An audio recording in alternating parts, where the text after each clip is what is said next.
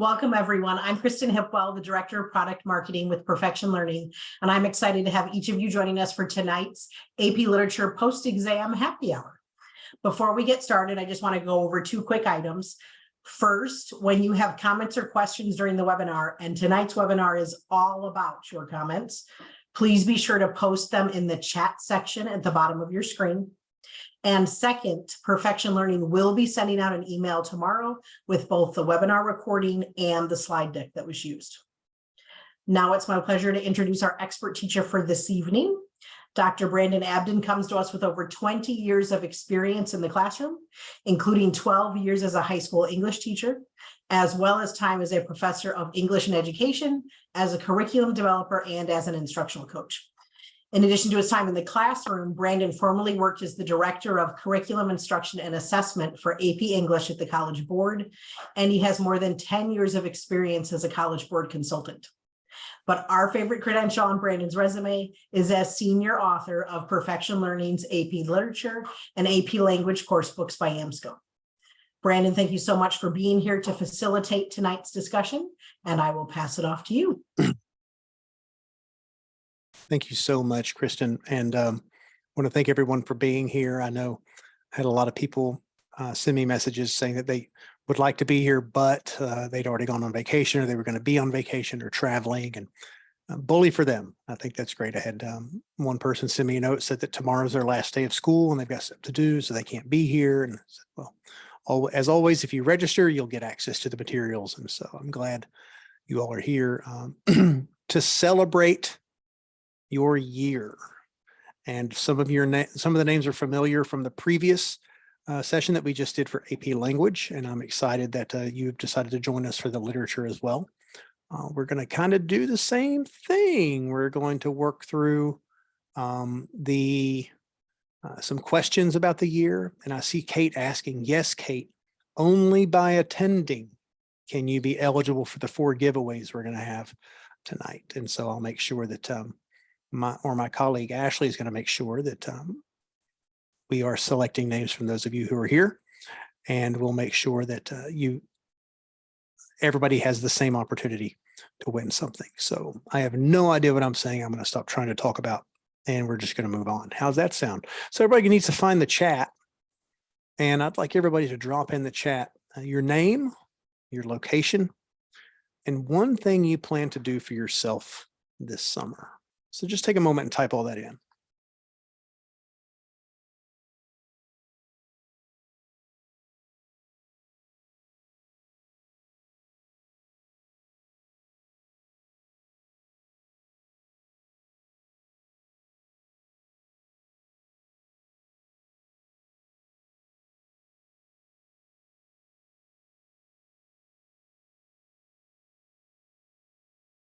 Hey, Karen, no, it says Karen on there. So it's you. It says it's you. So Tracy, you don't have plans yet for the summer? Well, that's okay. Maybe you just need to get some rest. You know, I dropped mine in there. It says, I'm me, and I'm in Owensboro, Kentucky, and I will fish this summer like I always do. And I'm planning on learning golf with my sons. They're very interested in it. So, all right. All right, I see Melinda catching up on some sleep and some reading, and that's great. And catching up on some family time too. Fantastic. Family time with family. Family time and reading again. More reading and more books. Very typical of my literature people, and I love it. So Emily, you're teaching in Nairobi, Kenya. Love that. I missed that in the last session. And I'm glad you're visiting your family. Hopefully you get to spend most of your summer here. Brittany, you're going on your honeymoon this summer. Congratulations. I know teacher honeymoons. I had a spring break honeymoon, even though I got married in November, because that's what we do as teachers, right? Denise is going to adopt a cat. I'd love to know if there's a story behind that, but I'm glad you're adopting. Rescuing animals is always great. And some reading for pleasure. Kate's already ready for preseason football. I got a few weeks, but looking forward to it. That's great. All right, everybody. Thank you so much again for being here and for sharing some of your summer with us and what you're planning on doing. and people, again, from all around the country, all around the world, love it. Here are some questions. And I'm going to give you some thinking / writing. If you want to write them, you can. You don't have to write them. But I'm going to give you some time to think through these different questions. And this is what we're going to walk through today, as that we really get the opportunity to celebrate your successes, your students' successes, and things that really made the year for you, really made you feel like you're moving into next year having accomplished a lot. We're not focusing on scores come July. We're not focusing on the reading that's happening right now. I've got friends, and you all probably have friends who are at the reading right now. I'm not at the reading right now. I chose not to do the readings this year. But let's focus on this last year. Some of you are still wrapping up your school year, I know. And we're going to focus on some things that wowed you, or your favorite lesson, or your favorite activity this year. I am going to be asking you to maybe think back on something that you wish you could do again. You could go back and do it again and do it better. It's not about criticizing yourself, but it is about reflection and thinking about, what can I hope to do better? What can I hope to improve next year? So let's keep that positive spin with it. And along with that, the most hopeful moment for you, the kid who struggled but didn't quit, or the kid who wasn't supposed to be an AP but worked at it. I'd love to hear about those sorts of things. So I've got a timer here. This is just time for you to think. If you want to write, you can. We're not going to put anything in the chat yet. This is just quiet thinking time for you. And it begins now.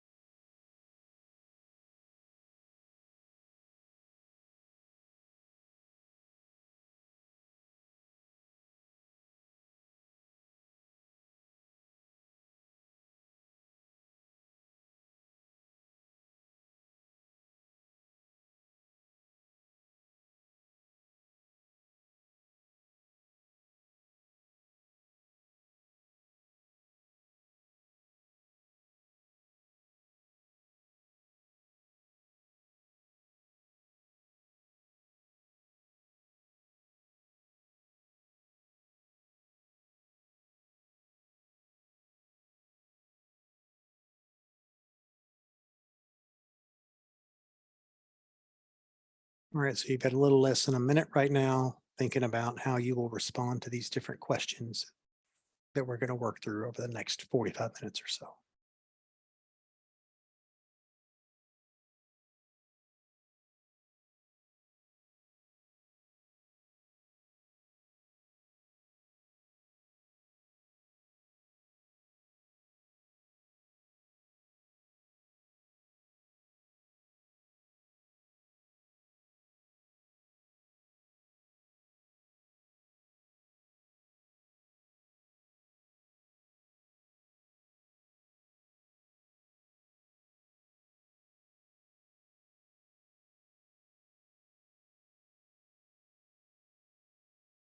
All right. hopefully you've had enough time to think through everything here. And we're going to kind of get going with it. So if you want to find that chat, I want to know what you think was your greatest success this year. And that's hard, I know, for a lot of us, but what was your greatest success? Go for it.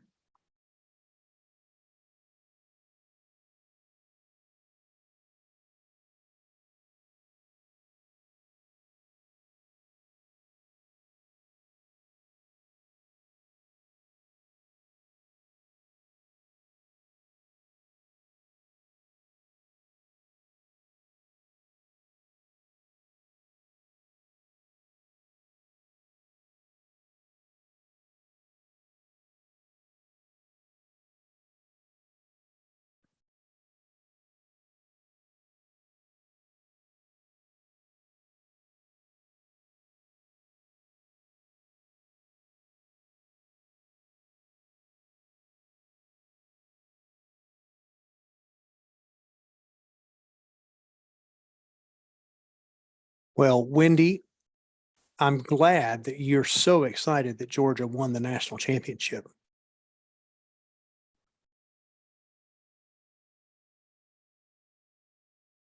All right.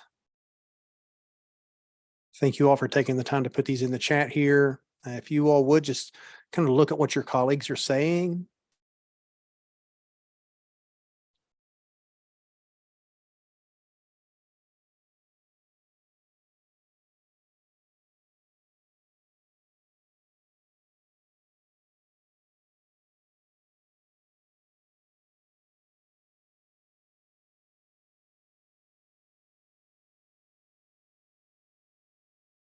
All right. So Karen, I would love to hear about your spoken word poetry as we get more entries that come in. Karen, so you should get, so just so everyone knows, when I say your name, my colleague Ashley will fix it to where you can come off of mute and you just unmute yourself and kind of talk through us and share with us a little bit more. So Karen, tell us a little bit more about your use of spoken word poetry.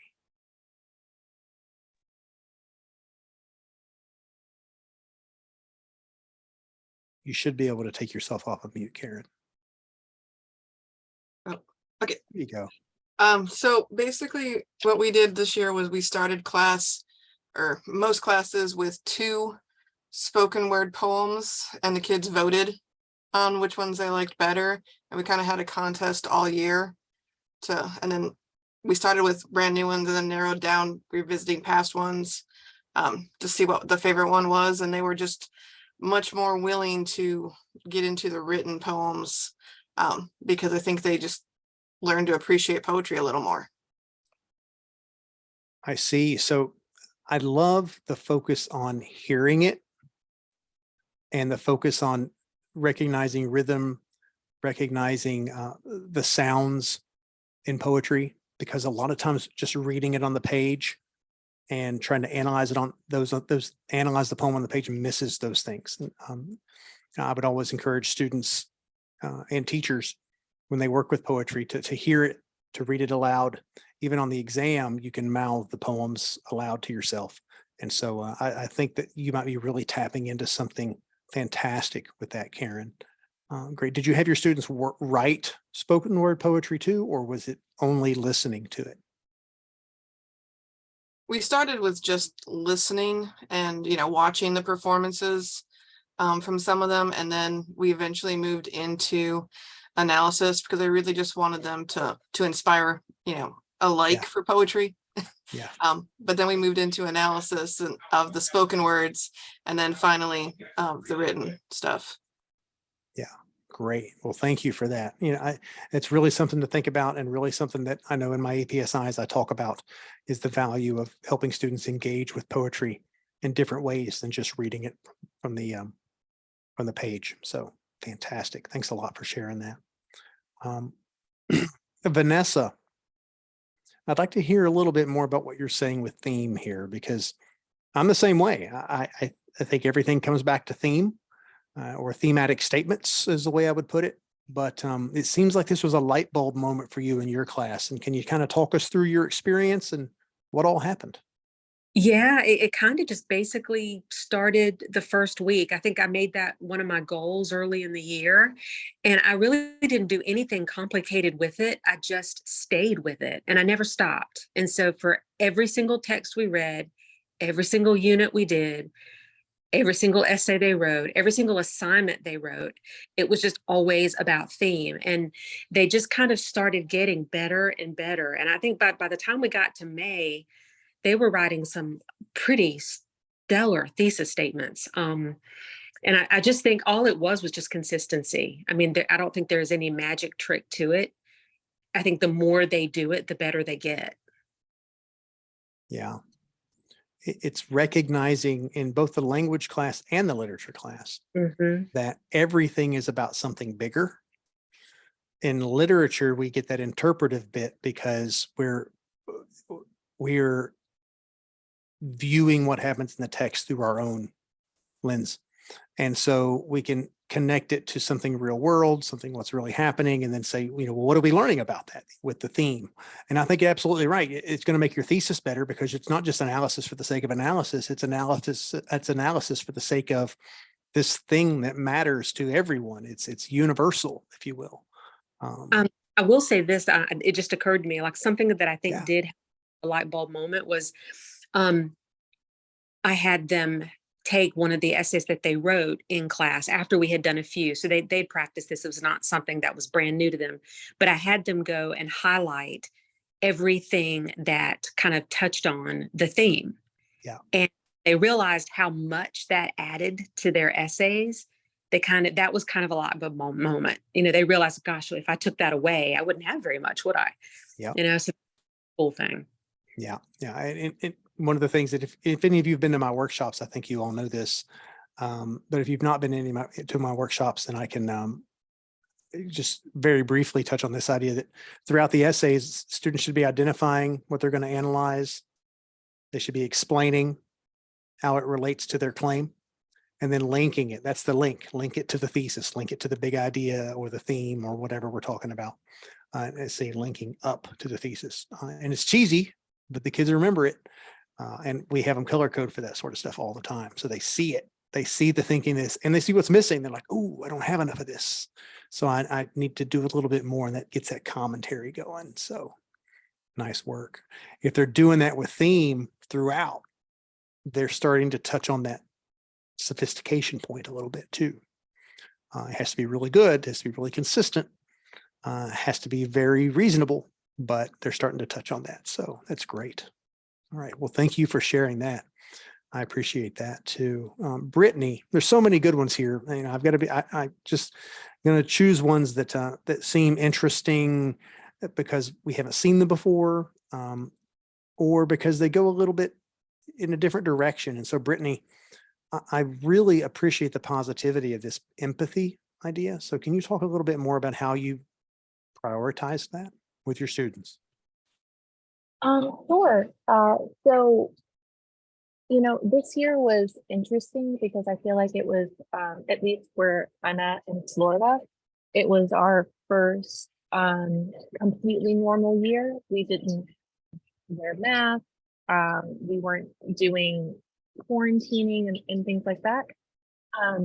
And so just trying to keep in mind that some of my students really, this was their first full year at school, because some of them had stayed at home and done virtual school or stayed at home for other reasons. And that socially and emotionally, they're not where they currently are in their grades, if that makes sense. So just keeping that in mind and trying to lead with empathy instead of irritation or judgment.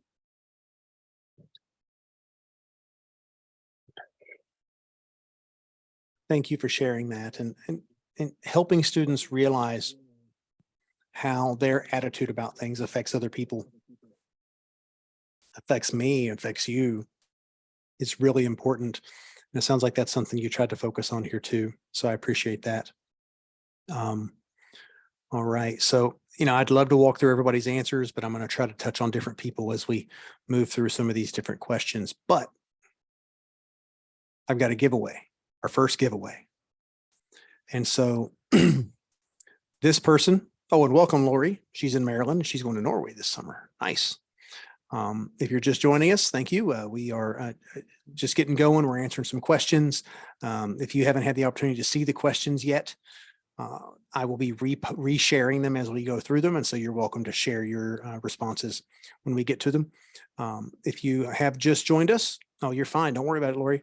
If you are just joining us, then I encourage you to go ahead and drop your name and where you're from, and maybe something you plan on doing over the summer, as Lori has done. So thank you, Lori. Our first giveaway, though, is a set of the AMSCO AP Literature textbooks for your classroom. My colleague, everyone who wins something, my colleague Ashley will reach out to you in the next several days, next few days, to get information from you and let you know what you need to do. You must be present here to win. And so of the people who are here, the person who gets our first winner and the person who gets a classroom set of the AMSCO literature textbooks is Kelly. So congratulations, Kelly. And that's Kelly O'Connor, to be clear. I think it's the only Kelly in the room. So congratulations, Kelly. My colleague Ashley will reach out to you a little later on and let you know what you need to do. So there you go. All right, everyone. Questions 2 and 3, you're welcome, Kelly. Questions 2 and 3 I have here together because it might be the same student, it might not. But go ahead and pick one. If they're different answers, you can pick one. So the student who got it this year, I want you to tell us about their light bulb moment. Or when a kid wowed you. And again, it might be the same kid, might be different. You can pick one.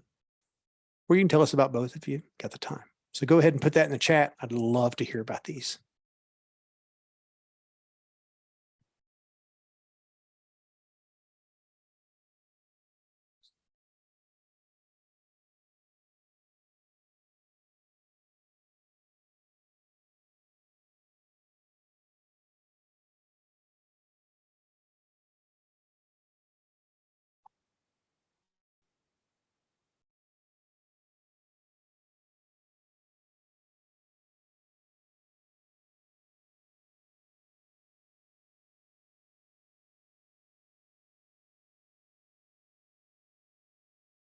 We're taking some time just for everybody to write in the chat what their responses would be for 2 or 3 here on the screen.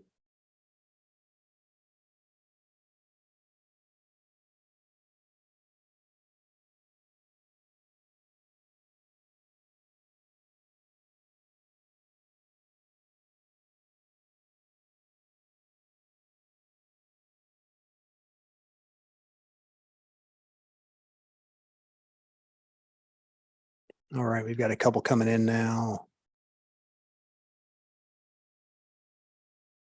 So as you're finishing yours up, you can take some time and look at the ones that your colleagues are typing in.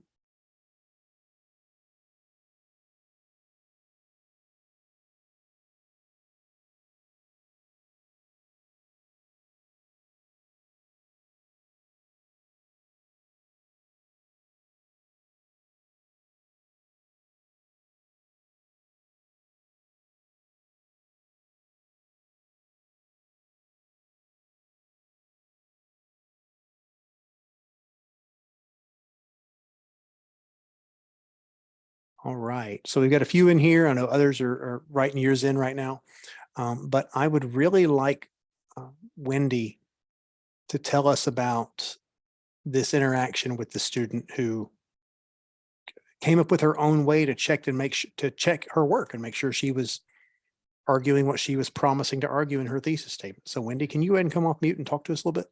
I can. Can y'all hear me? Yes, ma'am, we sure can. Okay, perfect. I'm on a new computer, so I wasn't sure. My little girl, Olivia, I taught her in English 3 honors last year, and she really wanted to try AP, and I was very excited that she took it with me. And we just kept going over essays and stages and everything and what needed to be in it to address the task of the prompt. And bless her heart, every time we would do a time write, she would forget one of the components somehow. And then finally she was like, from English 3, I would have them do sentence templates or like a rhetorical sentence template and stuff. And she's like, I just need to do like I did last year with those things you taught us. And so she just started making her own like fill in the blanks templates for stuff Yeah. and just marking them to make sure that she was including them. So she just got in the habit of underlining every time she was addressing something from the rubric. So she knew she was covered. And I just thought that was brilliant Yeah. I mean, and very helpful to score. right. And what a great way of recognizing that kids, sorry, how do I say this?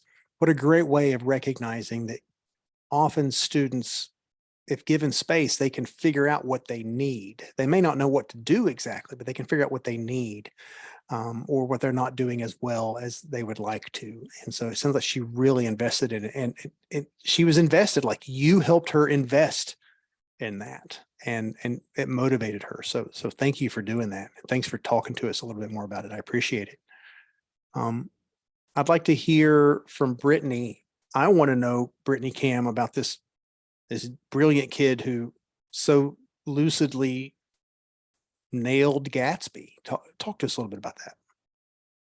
Sure. Can y'all hear me okay? Sure can. It's great. Okay, wonderful. When I was talking last time, I was worried at the end. I was like, I don't know if anyone actually heard me. Nope, we heard you. So this girl, Veronica, and she was always, she was always kind of like a disengaged kid. Like she did enough to get the grade and she would turn her stuff in, but she wasn't necessarily like super passionate about it.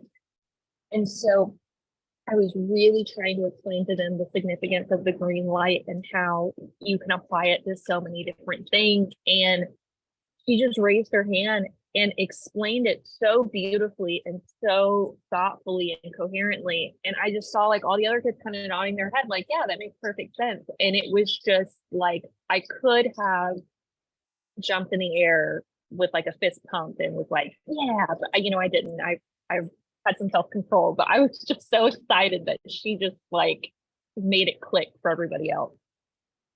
That's great. Yeah. And what's even better about it is that the other students in the class got to witness it. Like it wasn't just you lifting them up and celebrating them and asking them to do it. It was them doing it for the whole class, and the rest of the class being like, yeah, we totally understand, which is motivating in its own way, right?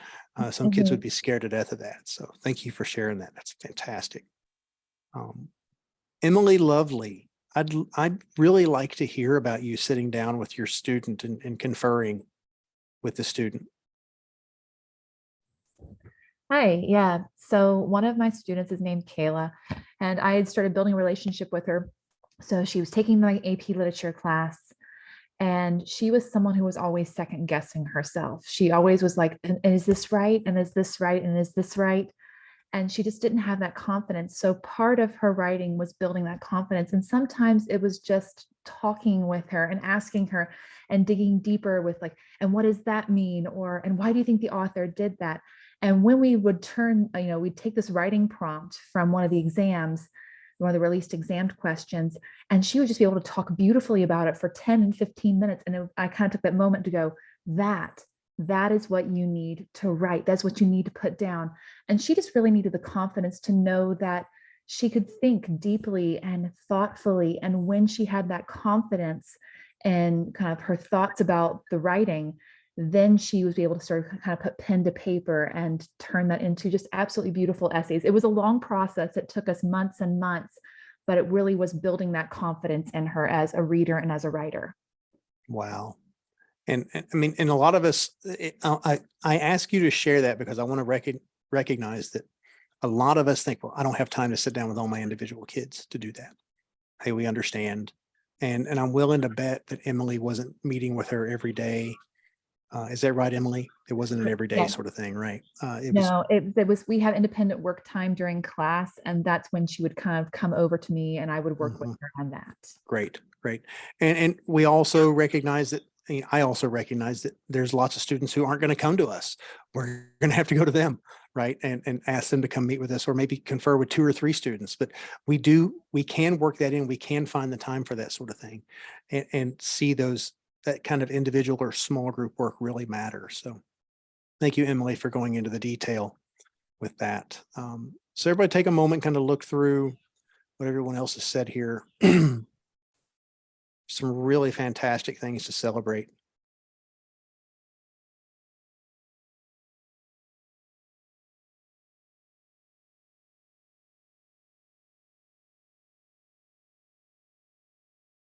Lori Leonard, what a situation to be put in with a student who had been homeschooled her entire life. Can you tell me a little bit more about this student, Lori, and how, what were some of the struggles you had in helping that student?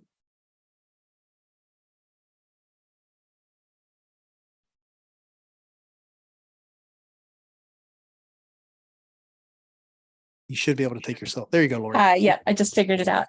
Great. Hi, everyone. It was really a difficult thing, mainly because her attendance was so spotty. So I was constantly having to meet with her and check her up. She just wasn't used to coming to school and being, at school for every single day. I don't know. It was really hard. I was just really happy that she felt prepared, at least by the end. She actually ended up getting really strong at multiple choice. Like her writing, she always was struggling with just getting enough down. She was very kind of just too pithy in her explanations and would never really get to the meat of her argument in enough time. But her multiple choice got much, much stronger. And I don't know how she did that. I don't feel like that was anything I did because this was my first year. I think she just a lot of practice. Well, I think you're recognizing a student who's doing well on the multiple choice shows you that their thinking is there, their reasoning is there. Yes. What you say about the writing being too pithy and what you call the meat of the argument, they're probably assuming that the reader, you, understands their line of reasoning so they don't have to explain it.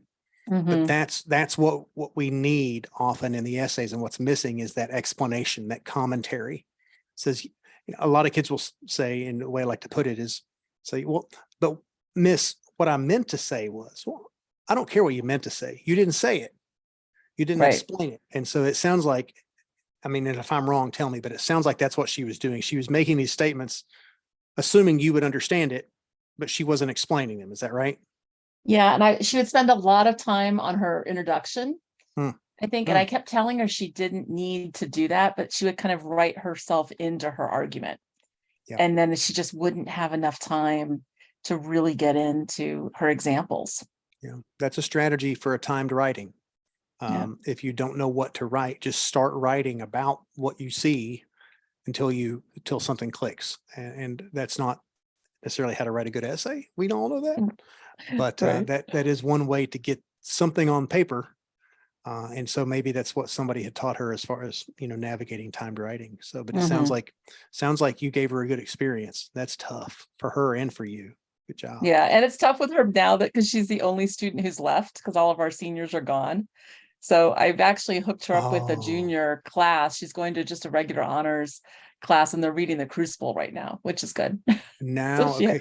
Because I was a little confused in your post when you talk about lit as a junior, but now I see. Yep. So it's because I thought it was saying like, I thought you were saying that she was taking lit because as a junior, they couldn't get her in the Lane course, but she's a junior who should be in language, but they put her in lit instead. Yes. Now that's a totally different beast. Wow. What a unique situation. Good for you. Yeah, it really was. Good for her. Wowing you like that. that. I was glad she stuck with it. And I was glad she took the exam. Yeah. So. Yeah. Well, thank you for sharing that. Yeah. Sure. All right, everyone. So we've got another winner that we're going to announce before we move on here. This person, you will, again, my colleague Ashley will reach out to you in the next few days. This person is getting a set of novels of their choice for their classroom. You will get to choose from Perfection's library of novels, and Perfection has a pretty long library to which they have access. And so Ashley will reach out to you, give you a book list. You'll get to choose some texts. And so that's a pretty great way to grow your classroom library. I'm excited. This might be my favorite gift. But the winner of that is Cindy Vranich or Vranic. Sorry if I pronounced it wrong, Cindy. But yay, Cindy, good for you. And I'm excited that you get to grow your classroom library a little bit. So Ashley will reach out to you soon. So there you go. All right, let's move on question wise here. I would like to know from you all, you're welcome, Cindy, you're so welcome. Your favorite lesson or activity from this year. It doesn't have to be a big project. It could be a 15-minute lesson that just for some reason, it was awesome. Or what's something that you wish you could go back and do again? Maybe it didn't go quite as well as you would have liked it, or it did go pretty well, but it could have been even better. It's up to you. So take a moment, drop in the chat one of those two things on 4 or 5 on your screen, your favorite lesson or activity, the thing you wish you could go back and do again.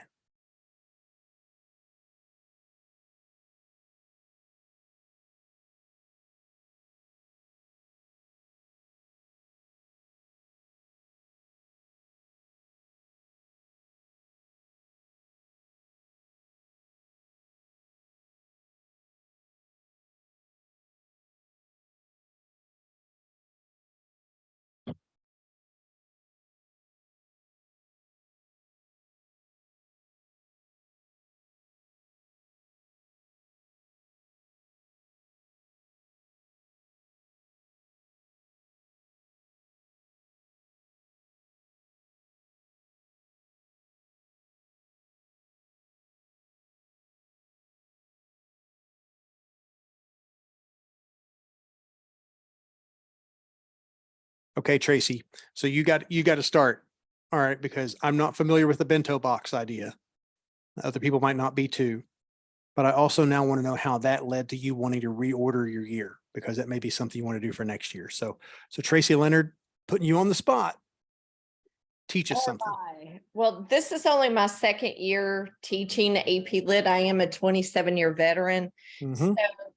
So talking about reordering my year, like I had something that worked very well last year, and our seniors have to do like a senior research paper, which I did not do last year. But so I tried to incorporate that this year, and it just messed up the flow of how I thought the year was supposed to go. So if I had to go back, I would kind of rework all of that type stuff. But the last novel we did was Where the Crawdads Sing, and I do it because it is set in the coastal North Carolina, which is where we live. The kids are very attuned to the things that were going on, in the location or the setting. And so last year I did just a normal, like thematic cumulative project, but this year another colleague at another school showed me this thing about bento boxes, and it's just simply where you would take like the bento box, so it has to be like a square, or the rectangle, and all parts have to they're kind of like very segregated, just like you would see a bento box if you were eating it, I guess you could say. And they had to do like a book review. They had to pull like 5 or 6 very significant symbols from the book and explain the significance of those symbols.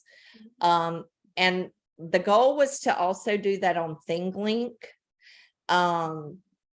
But I had not a lot of experience with that. And so the kids were able to do it and it would populate for them. But when they went to share it with me, they couldn't share it with me. So I learned a few things about ThingLink. But yeah, I mean, the bento box was great. Instead of doing it with a whole group novel next year, I think I'm going to have them do it with independent reading novels. Nice. Yeah, I appreciate, just want to make sure I lost y'all because I was looking at something. So yeah, I appreciate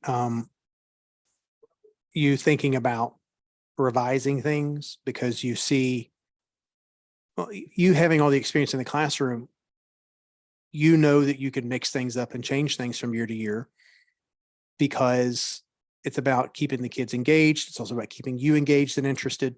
And so I really appreciate you having that perspective. I think a lot of people feel like, oh no, I've got it down to a science. I'm just going to do it the same way all the time. And then you get stale. So you're seeing that change, and you're seeing the students motivated by different texts. And so I really appreciate that. And you trying this new idea, the bento box idea. Someone shared the link in the chat here. Yes, it was Patricia.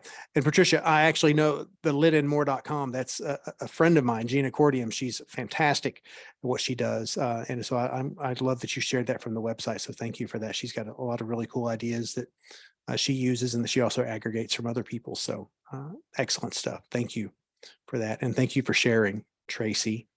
I've got so many things that you all could talk about here. Denise, just because I'm partial to book clubs and choice books and contemporary texts, I'm going to selfishly choose you and ask you to share a little bit about how you set it up, how your students dealt with it, how you might change some things. Talk to us, teach us. So we got to order a bunch of novels, so I was excited about all the new titles that I had. I gave the students a schedule for the days that they would meet in their book clubs, and the students were able to get together and set their own reading pace and chunk the book. They had an independent reading activity to do that was due on the day of the book club, along with what I call lit circle prep, where they come in with discussion questions, passages to discuss, things that they notice happening in that chunk, and they loved the discussions. I think next time I'll make more chunks, because their discussions sometimes went on so long that we kind of ran out of time for the analysis activity. And they were kind of creative, like posters, or create a walk-up song, or something like that for the characters. So exploring character and conflict and theme in kind of visual ways as a group.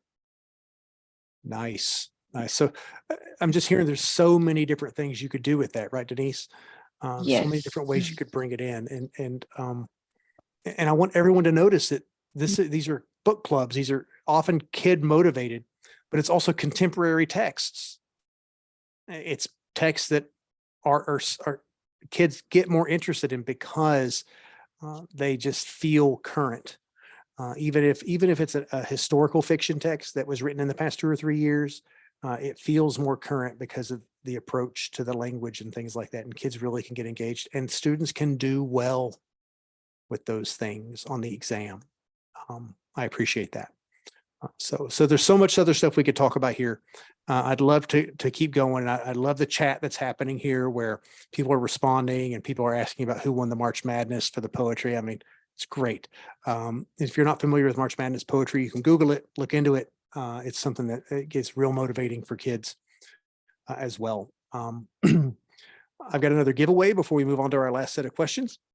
This one is for a $50 Amazon gift card that will buy some books for the summer, that will buy some stuff for the beach, that would buy some stuff for sitting by the pool or sitting in your house all summer long. It's up to you.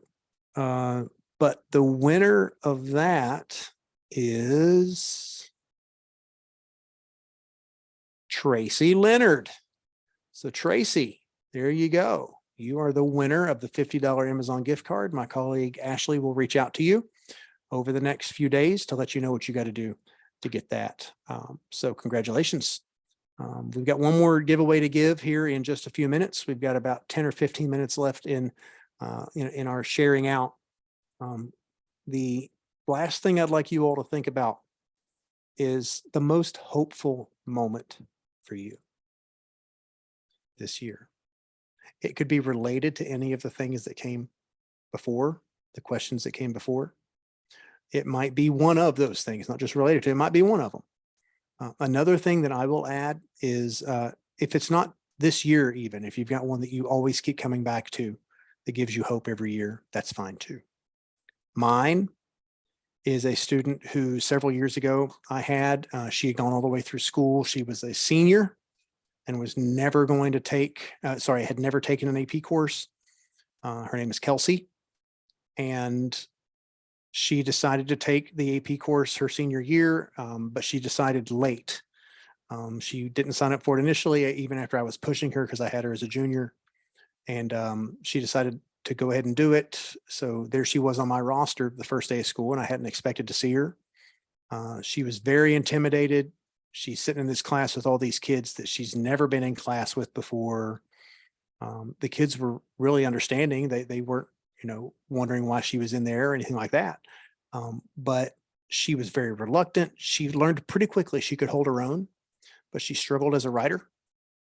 And I remember the moment in December when it really hit for her, when she was able to do her first timed writing and not revise it, and it got a qualifying score. And she ended up getting a 3 on the AP exam. She went to 2-year college for pre-nursing and then went to nursing school, and she's a nurse to this day. So that gives me hope that all students can do this sort of stuff if they're given the right support and the right encouragement. Sometimes it's a matter of time, and the exam doesn't necessarily give you that time. And I think that's unfortunate, but that is the reality of it. So I'd love to hear from you all, your hopeful moment, and go ahead and drop them in the chat.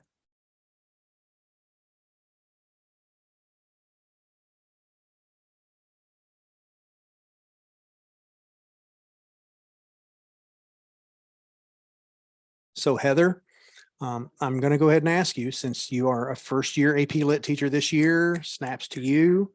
Good job. What were you most worried about that you now, looking back, realized you probably didn't need to be worried? I'm putting you on the spot. That's okay. I was asked 2 weeks before school opened, and I'm sure there are many like me who often get put in that position. So it was a case of, and talk about naive, I actually wrote my own course description. I didn't think about pressing the button and accepting what existed. So I put a lot of effort and time into the course design within the parameters, obviously. And then at that point, I thought, what have I done? And by saying yes, I mean, but then as the year progressed, I realized that, you could call on so much of what you already know. And Yes. Other than familiarizing myself with some new text, I started to breathe again. And once I got my breath, then I think I was able to relax into it and go, okay, I can do this. I can, no, I'm not the student in the room. I'm actually the teacher, and I can embrace that role. So I love your reflection on that, Heather. And this comment that you made, that you can rely on so much of what you know, what you bring to the table already, is very, very important. I don't know how many years you've been teaching, outside of AP, but so many teachers, even if they've been teaching 27 years, like one had, and it's their first year teaching AP, they feel like, oh, I don't know enough. Good teaching is good teaching, ladies and gentlemen. I'll have districts and schools reach out to me and say, hey, can you come and do a workshop on AP strategies? Or could you come and work with our teachers on, lessons for AP? And I'm happy to do it. I realize that those lessons have to rise to a certain level of complexity sometimes. But I often want to ask you, okay, well, what is an AP strategy? What do you mean by that? Because good teaching is good teaching. It may just come down to the types of texts that we use, the way we ask students to engage with those texts, or what we ask students to do with those texts. It is certainly not, how do I give them more homework, or how do I read 9 novels in a year? That is not what AP is. And we can talk more about that. But I think, Heather, you looking at it and saying, hey, I'm enough. I've got this. I've got stuff I can bring to the table, and I can use what I already know. It's fantastic. And the kids, did the kids, Heather, one more question for you. Do you feel like the kids noticed that it was your first year, other than you probably telling them? Am I still on? You can hear me? Yes. No, they and interestingly, some of these students I taught before in English 1, so they were familiar with me. They knew I hadn't taught AP, but we had got on very, very well. And as you say, I'm not new to the game, but it was just that lack of confidence. And so I don't think it ever entered their mind that I didn't know some things. Yeah. And I never hid that. It would be, well, what do you think? Let's find it together, and so on. But there was never an issue of there was doubt. And we had some really interesting conversations because we were, we as a team, we went through discovering things in literature. Oh, and Heather, one of the things you just said in passing that I need to reiterate, highlight, and reiterate is if we don't know, everybody needs to realize it. And many of you probably do. If you don't know, or you're not sure about something that you're reading, that's okay. That's part of reading a text. That's part, especially the stuff that we consider literature, that these complex texts with these complex characters, or complex situations, and tensions, and so on.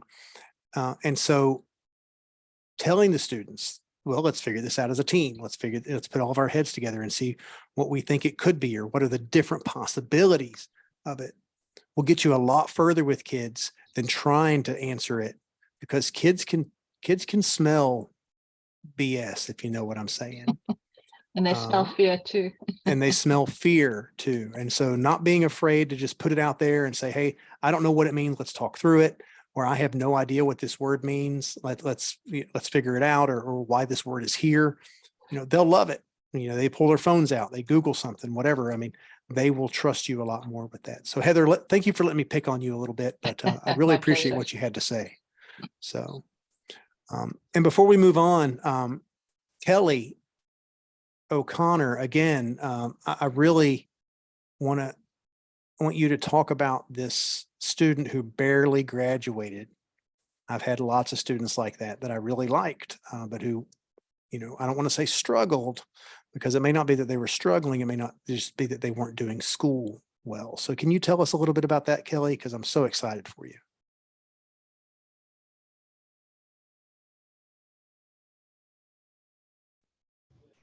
Can you hear me now? Sure can. Okay. Yeah, a few years ago, the year the pandemic hit, I was teaching 9th grade English in addition to AP Lit, and I had a student who in 9th grade I already thought was wicked smart and seemed to get things, even though he wasn't really focused, but he was also a 9th grade boy. Even so in 9th grade, I guess I told him, you need to take AP when you're a senior and be in my AP Lit class. And every time I'd see him, I'd be like, are you going to take my English class when you're a senior? And this year, he's still wicked smart. He got it most of the time, even when his peers around him didn't get it. He just had no interest in doing work. He's decided early on in the year that he was not going to go to college. He was going to go to trade school. So the AP part of English was really not that important to him.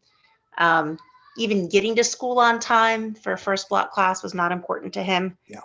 But and when I finally sat down with him at the end of the year, and I mean, he and I kept encouraging him. But at one of our final sit downs where I was like, look, we are at the line now. You have to do this if you want to graduate. And I just said flat out, why did you take this class? Like, this has been such a struggle trying to get you to the end. And he said, Miss, you've been telling me for 4 years that I should be in your class. And I wanted to do this. I wanted to spend my senior year with you.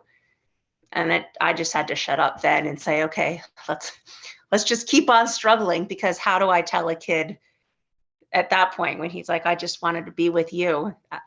I had to just, my teacher heart was happy, even though my mom heart was still struggling. And it's one of those moments that, as I mentioned this in the last session, where, the kid may not realize it now, but you're going to get that note from a kid 2 or 3 years later, or 10 years later. or they're going to say, you're going to run into them in the grocery store and they're going to say something to you about, hey, you know, I really worked, and those things will matter. And that should give us that hope that, yeah, it was hard then, but it will matter later, and it will help the student later, even though they don't recognize it. And I try to remember those moments anytime a student is upset with me about something that didn't go their way, or my own child is upset with me about something that's not going their way, that I made that decision thinking much more in the future than they are. So thank you, Kelly, for sharing that. Okay, everybody. Well, we've got one more giveaway to do. You all have been great to share some of these things. I feel so positive about the year, and hopefully you all do too. Our final giveaway relates to one of our sponsors for the night. So I want to go ahead and move forward. So before we do anything else, some shameless promotion. If you've not checked out the textbooks from AMSCO and Perfection Learning, please check them out. I'm very committed to the work that we're doing with Perfection Learning, because they are committed, and they have a mission to get high quality instructional materials into teachers and students' hands for reasonable prices. And I'm saying this, and I want to be really clear that I don't get royalties for the sales here. I've been paid out for the work that I do. I just continue to support this work and work with classrooms and teachers. So feel free to reach out to me if you have any questions about it. You can find these on Perfection's website, perfectionlearning.com. Also, we have some sponsors. Some of you are familiar with the work that I do with the Garden of English. I have some AP workshops going on this summer. I'm doing the literature sessions. My friend Tim is doing the language sessions. You can see the dates here. If you use this coupon, Early Bird, you can get $100 off these sessions. We do use AP and College Board, AP Summer Institute and College Board materials in these, as well as our textbooks. And these will prepare you to teach the AP course. If you got any questions, you can reach out. And then the sponsor that I have a giveaway for is Applied Practice. Applied Practice does guides that are designed around the AP exam. Those guides for literature courses are based around books, or specific books like Hamlet, or The Great Gatsby, or Frankenstein, just as some examples. We also have some for poetry, as well as some thematic based. AP Applied Practice also does mock exams, where you can sign up, have your students take an exam, the full exam in January, February, March. You could possibly do April, early April.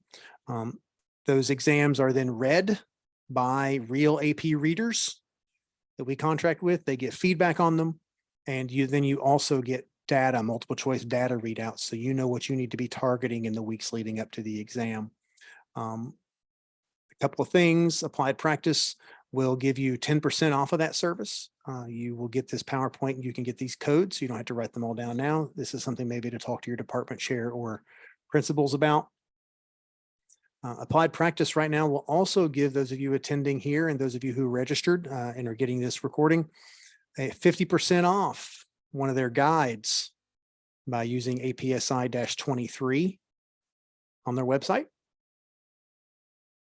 And the giveaway that I have for you is one Applied Practice guide of your choice.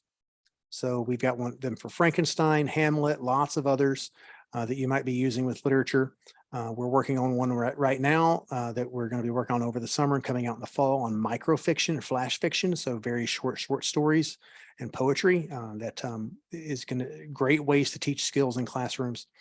The person who will get their choice of a guide, you make sure they're still here. They are indeed. It is Denise Espinoza. So Denise, please feel free to reach out to me at my email address. I will share it with you all here in just a moment, and I'll make sure to put you in touch with my colleague at Applied Practice. I'll remind everybody that we are risk takers and mistake makers. Our students should be this, and we want to be this as professionals, trying new things. I heard a lot of you trying some stuff and feeling good about it today. People are always asking about my AP workshops. Here they are, the ones for the summer.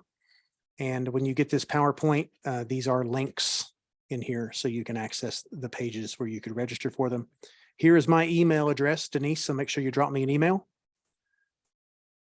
And with that, here's my other contact information. I'll say thank you all so much. Please do the survey Kristen's going to give to you in just a moment, and have a good summer. You deserve it. Kristen? Thank you, Brandon, and everybody else who participated in the discussion this evening. All winners that Brandon announced during tonight's session will be notified by Ashley by email. We'll use the email you used in your registration, and we'll coordinate delivery of your award. As a reminder, Perfection Learning will be sending out an email tomorrow with the recording of tonight's webinar and the slide deck used. And it also will have a link to the survey that Brandon mentioned. Please take the time to complete the survey. It's one question. It asks you what additional AP Lit topics you would like to see covered in our webinars. And we take that information very seriously. We're always reviewing it and figuring out who the best person is to provide that information to you. So please take the time to complete that. If you would like to learn more from Brandon, please take the time to subscribe to the Next Step blog from Perfection Learning. You can find this at nextstep.perfectionlearning.com. And there you will find recordings of Brandon's past webinars, blog posts, and lesson plans. And Brandon, did you have an announcement you wanted to make? I do. Yes, I do. So mentioning blogs and webinars, I'm going to tell, like, you all are the first ones to know this. It was true for language and it's true for literature. The webinar that we do for June will happen at the end of June. So look for that. And it's going, our special guest then is going to be Steve Price, the chief reader for the literature exam. He's a colleague. We go back, we go way back, and he has agreed to come and talk about the reading. He's not going to be giving exam results. He can't give that until July, but he will be talking about the reading. He'll be talking about the prompts. It's just a great opportunity to hear from somebody who, I mean, the person who is most intimately involved with the reading. So take that opportunity to join us then. And I think Kristen's going to tell you, you have to be, go ahead, Kristen, I'm going to screw it up. You don't have to be registered for our nextstep.perfectionlearning.com blog, but if you do sign up for the blog, I can guarantee you're going to get an email that reminds you of the session. So See, if you want to be sure you I would don't have messed miss that it, up. I'm glad you did it. if you want to be sure you don't miss it, please be sure to go to our website, go to the blog, and sign up to always get the notifications. Great. Thank you everyone for joining us this evening. Thank you, Brandon. Thank you to those who participated, and please enjoy your summer break.